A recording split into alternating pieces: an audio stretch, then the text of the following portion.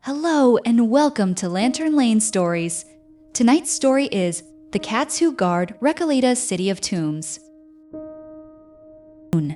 Sofia had never seen a city inside a city before, but that was exactly what Recoleta Cemetery looked like. She stood at the tall entrance and stared. "Abuela," she whispered, "those are little houses." Her grandmother laughed softly and tucked Sofia's hand into hers. "They are called vaults," Abuela said, "a whole neighborhood of them." The entrance was framed by 4 enormous columns. They were white and smooth, carved in the old Greek style. Each one was as wide as Sofia could stretch her arms. Abuela called them Doric columns. "How old is this place?" Sofia asked. The cemetery opened in 1822, Abuela said. "More than 200 years ago?" Sofia tried to count to 200 on her fingers. She could not do it. It was too many inside the gate. The air changed.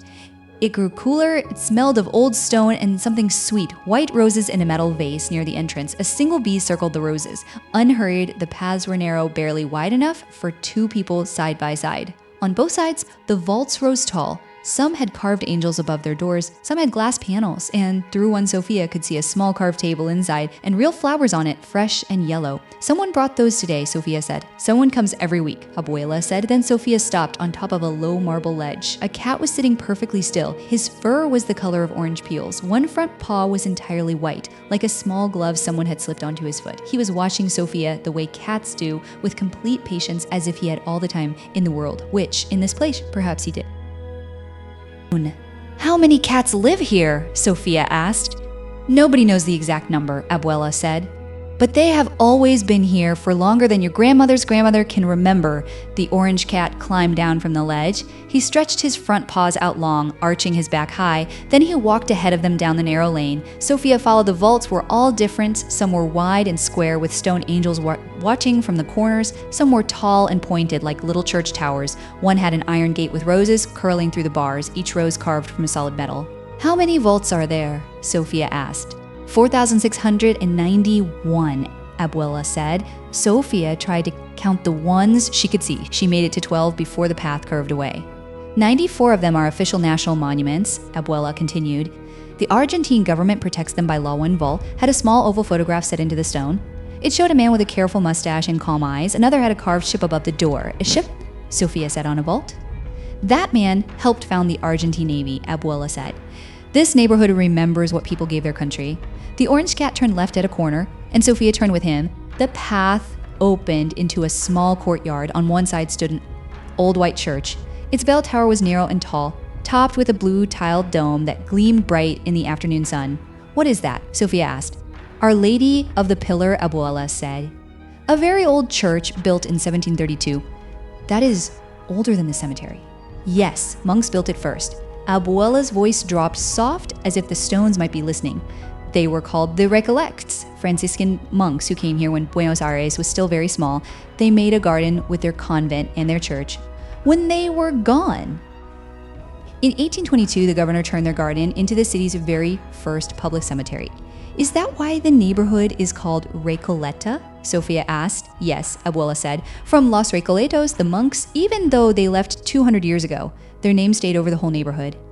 A white cat was sitting on the church steps, watching a pigeon with great interest. The pigeon did not seem worried at all. Further along the main lane, something changed. The people here were moving more slowly. Some stood very still. A few held flowers pressed to their chests. The vault at the end of the lane was smaller than Sofia expected. It had a plain, dark metal door. No carved angels, no stone ship. Only a simple plaque with a name. But the step in front of it was covered in flowers. Red roses, white carnations, a small Argentine flag, its colors faded soft by the sun. "Who is inside?" Sofia asked quietly. "Her name was Eva Perón," Abuela said. "She was born in 1919 in a small town far from Buenos Aires. She came to this city when she was 15 years old, alone, on a train with almost nothing in her bag." Sofia looked at the flowers. Was she scared? Sofia asked. Probably, Abuela said, but she stayed. She worked very hard, and one day all of Argentina knew her name. A woman in a gray coat placed a single white rose on the step. She pressed her hand flat against the metal door for a long moment, then she stepped back. The orange cat slipped past Sofia's feet and walked up to the vault. He sniffed the rose stems carefully, one by one, then he lay down right beside the step, his chin resting on his white paw. He looks like a little guard, Sofia said. Perhaps he is, Abuela said. Do people come every day? Every single day, Abuela said, from all over the world, a yellow butterfly landed on a red rose and held its wings open in the warm air. Sofia stood there a long, quiet moment. She did not know everything about Eva Perón yet. That would come later in school and in books as she grew older. But she understood the stillness. She understood what it meant when strangers kept bringing flowers, year after year after year. The shadows grew long and golden across the stone lanes. Sofia's feet were beginning to feel tired, but she did not want to leave. Then she heard a sound. A soft, rhythmic scraping, a metal scoop and a plastic bucket. Around a corner came a woman in a blue canvas apron, carrying the bucket in both hands, humming something quietly under her breath. Before she had taken 3 steps, cats appeared from behind a vault, from the top of a stone wall.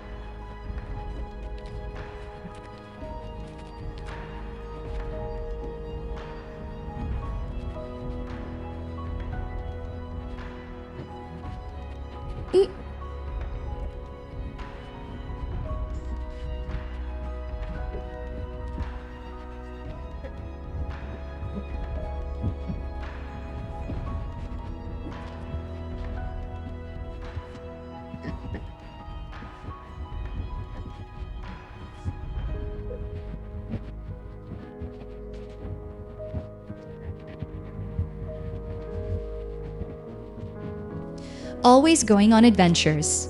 Sofia laughed. The name suited him exactly. Can I pet him? Sofia asked if he allows it. Claudia said. Sofia crouched down very slowly. She held out her hand. Fingers curled gently under. Garibaldi sniffed her fingers. He sniffed her wrist. He looked up at her with golden eyes. Then he pushed his warm orange head against her palm. Sofia felt something open quietly inside her chest, like a window in a room that had been shut for a long time. The sky above the marble vaults turned the color of ripe peaches.